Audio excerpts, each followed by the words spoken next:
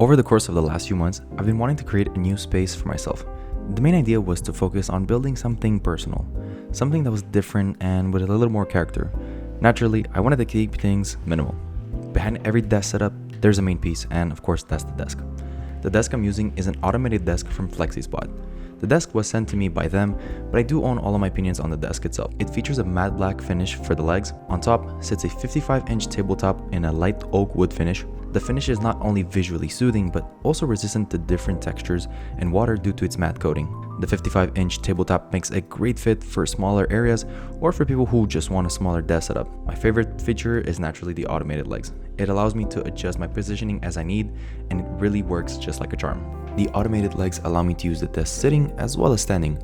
Standing can sometimes help me when my legs are feeling numb, but my favorite part about having this control is in regards to small everyday usage. For example, when I'm using my mouse and keyboard, I want the table and the screen at a certain height, and when I'm switching over to the PlayStation 5, I like to have a different adjustment there. That has been a small thing that has significantly increased my quality of life. The desk has a surprisingly good weight bearing.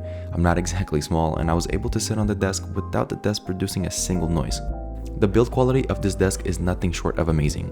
Also, what makes this a stress-free choice is the warranty that FlexiSpot offers. It will give you peace of mind for an extended period of time. Now onto the elements powering this setup. I wanted to opt for a singular monitor. Having multiple screens was quite draining for my eyes, and more than often it would just distract me. Being that this is a minimal setup with a focus on leisure and a personal time, one monitor would be more than enough. This is the Sansui Gaming Monitor. It has a 2K resolution, providing a vibrant, colorful display, which operates at 180 Hz with a 1 millisecond response time.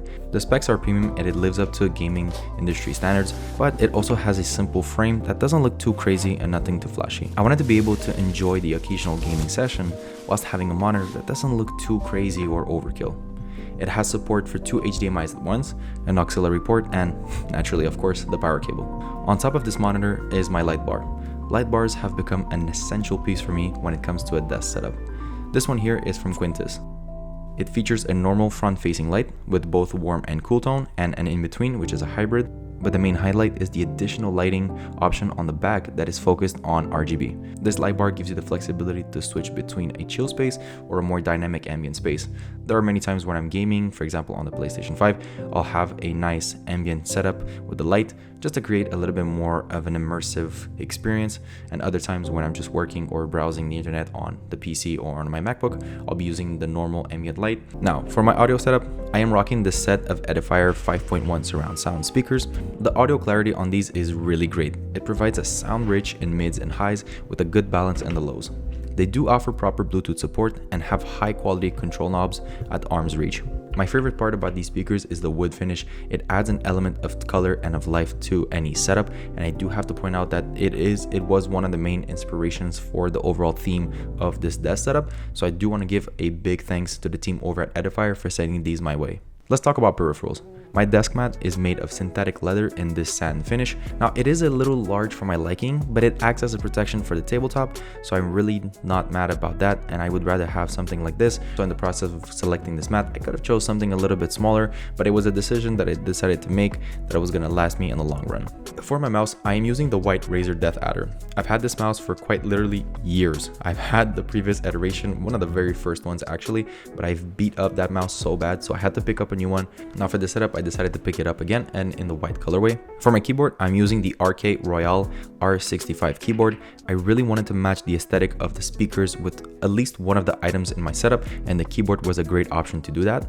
It features white switches which sound so peaceful and soothing. They're not too loud. I have another keyboard and it has blue switches, and I will point out that blue switches are crazy loud. White switches have a really nice soothing sound to them. I could practically sit here and listen to the sound of this keyboard all day.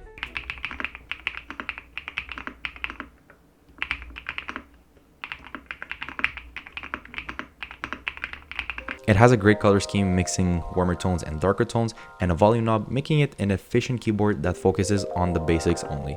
It is powered by USB-C, So with that, I went ahead and I used this spare coil cable that I had from before to give it some contrast. It is a transparent cable, making it a simple touch of originality without being too crazy and too loud. I didn't want to have the setup being all over the place and just screaming too many colors. The main idea behind the setup is to keep it nice and simple. Below my keyboard is a wooden armrest. The color of this armrest doesn't exactly have the same red and warmth as the wood on the speakers, but it's just fine in my opinion and it gets the job done. One of the main components of this setup is this HDMI unit from BenQ. This box allows me to connect two HDMI inputs specifically and switch between them quickly with the press of a button. I use it to mainly connect my PlayStation 5 and on the occasion my MacBook Pro when I need to. My M1 Pro MacBook Pro has been holding up incredibly over the last few years. It outputs great power and allows me to work on the fly. A small addition to the setup is my Razer Siren X microphone. I won't be needing it much, but it's there for the occasional Discord call or whenever I need it for maybe a meeting or recording some short form content. Next to my PlayStation 5 is my gaming PC. This PC is a little outdated and some of the parts could use some upgrading.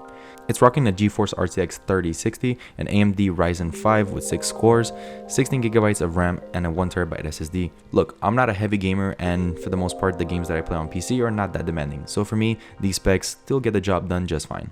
Let's not forget about decor. I wanted to keep this simple, so I added some small IKEA fake plants, and to add a touch of color, I added a salt lamp for ambient lighting.